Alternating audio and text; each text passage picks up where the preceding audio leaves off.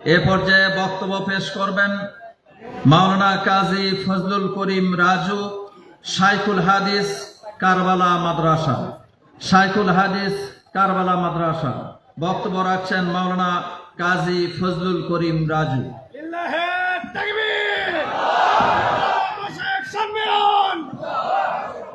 السلام عليكم ورحمة الله وبركاته.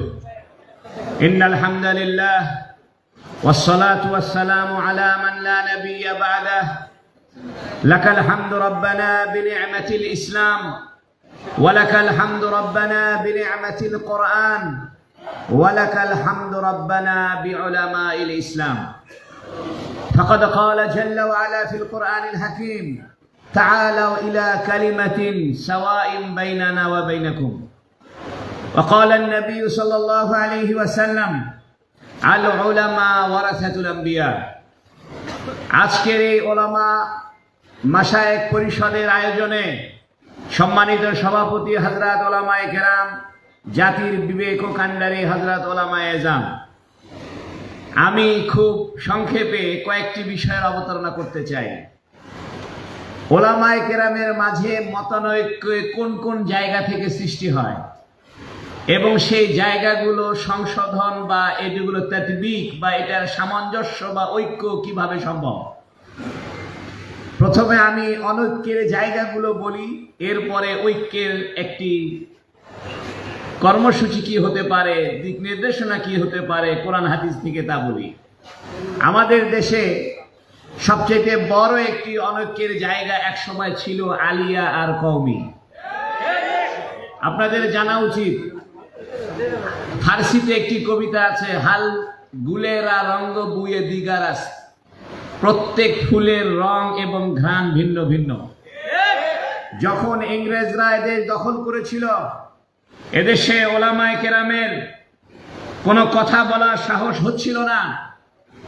ইসলামী শিক্ষাকে একদম ধ্বংস করেছিল ইংরেজ শাহী সরকার।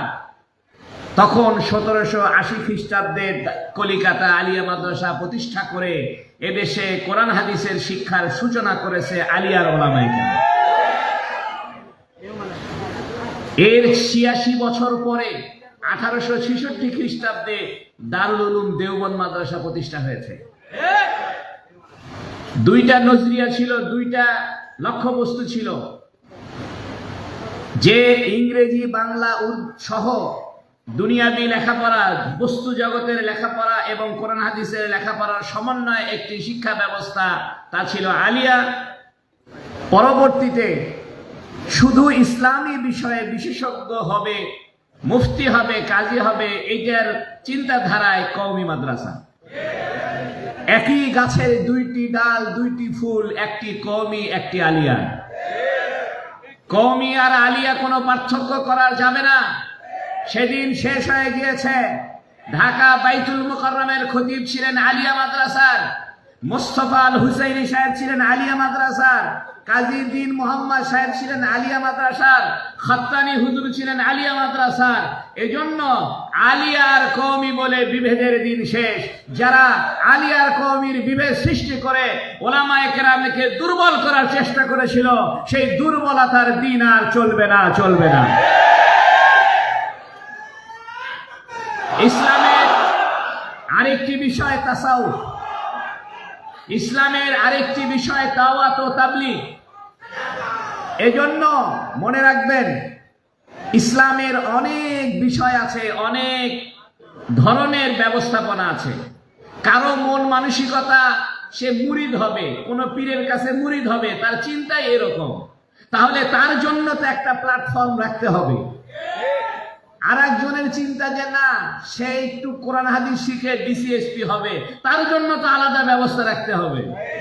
আর একজনের চিন্তা না, আমি ডিসিএসপি হব না, সারা জীবন ফিকহের গবেষণা করব, বড় মুফতি হব, বড় মুহাদ্দিস হব, কিতাব লিখে বড় আলেম হব, তার জন্য তো বিকল্প ব্যবস্থা রাখতে হবে। এই জন্য ইসলামের একদল বিশেষজ্ঞ হবে, তারা আলিয়া মাদ্রাসা থেকে হবে, আর একদল হবে কওমি থেকে, আর একদিক হবে পীরের দরবার থেকে, আর একদল হবে তবলিগ জামাত থেকে।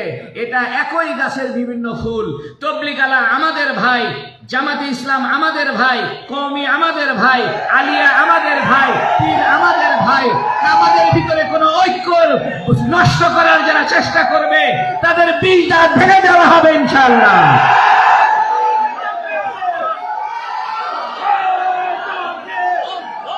ইসলামের ফার্সি ভাষায় কবিতা বলা হয়, হার গুলেরা রঙ্গ বুয়ে দিগারাস, প্রত্যেক ফুলের রং আর ঘ্রাণ ভিন্ন হয়।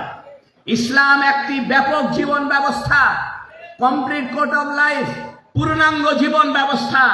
মানুষের ভিতরে ইখতিলাফ আল্লাহর সৃষ্টির বৈশিষ্ট্য। ইন্না ফি ইখতিলাফিল লাইলি ওয়ান নাহার লাআয়াতিন লিউলিল আলবাব। রাত আর দিনের পরিবর্তনে যেমন আল্লাহর সৃষ্টির বৈচিত্র্যের রহস্য লুকায়িত আছে, মানুষের চিন্তা চেতনায়, মানুষের মন মানসিকতায় ইখতিলাফ হওয়া, বিচিত্র হওয়া, এটাও আল্লাহর সৃষ্টির বৈশিষ্ট্য। কেউ পীর মুরিদের দ্বারা নিজের ইসলাম করতে চায়, কেউ রাজনৈতিক অঙ্গনে ইসলাম প্রতিষ্ঠা করতে চায়, কেউ মাদ্রাসায় পড়িয়ে বড় মুহাক্কিক মুফতি তৈরি করতে চায়, কেউ কিতাব লিখে ইসলামের স্বর্ণ অক্ষরগুলো রচিত করে দিতে চায়। এই সব দলের মাঝে আমাদেরকে দৃঢ় ঐক্য করে তুলতে হবে। এই ঐক্য ছিল না বিধায় ফ্যাসিবাদ জন্ম নিয়েছিল। নতুন করে ফ্যাসিবাদ আর আসতে পারবে না ইনশাআল্লাহ।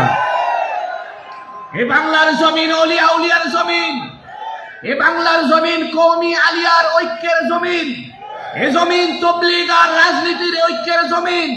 আমাদের ভিতরে কোন দিক থেকে কোনোভাবেই কোনো ফাটল সৃষ্টি হবে না যদি আমরা একমত থাকি। কুরআনুল কারীম আল্লাহ এটার নীতিমালা দিয়েছেন, তাআলাউ ইলা কালিমাতিন সাওয়াইন বাইনানা ওয়া বাইনাকুম। আসো ওই বাক্যের দিকে, তোমরা আর আমরা যেখানে একমত আছি, আমরা সবাই একমত আছি। এদেশে ইসলামী হুকুমত চাই, এদেশে খেলাফত চাই, সংসদে কোরআন চাই, এদেশে ইসলামী আইন চাই। এটা জামাতে ইসলামও চাই, তবলিগও চাই, কওমিও চাই, আলিয়াও চাই, সবাই চাই। অতএব আমাদের ঐক্যে ফাটল ধরনের দুঃসাহস কারো হবে না ইনশাআল্লাহ। এজন্য আমাদেরকে দৃঢ় ভূমিকা রাখতে হবে। আমরা যেন আমাদের ওয়াজ মাহফিলগুলোতে মতভেদপূর্ণ বিষয়কে জনগণের ভিতরে ছড়িয়ে না দিই। আমাদের একটা বদভ্যাস হলো, আমি যাকে দেখতে পারি না তাকে তুলাধুলা করে ছেড়ে দিচ্ছি। তাকে চিন্তা করলাম না, সে তো আমার ভাই, তার কেবলা আমার কেবলা এক, তার কোরআন আমার কোরআন এক, তার রাসূল আমার রাসূল এক। মতবিরোধ থাকতে পারে, এটা মাঠে ময়দানে জনগণকে বিভক্ত করার দিন শেষ হয়ে গেছে। এখন জনগণকে ঐক্যবদ্ধ করতে হবে। কালেমার পতাকা চলে, এদেশে ইসলাম চলবে। 360 আউলিয়ার দেশে কোন নাস্তিক চলবে না, কোন মুরতাদ চলবে না, কোন রামপন্থী বামপন্থী চলবে না, ভারতের দাসত্ব চলবে না ইনশাআল্লাহ। ওমা তাওফীকি ইল্লা বিল্লাহ।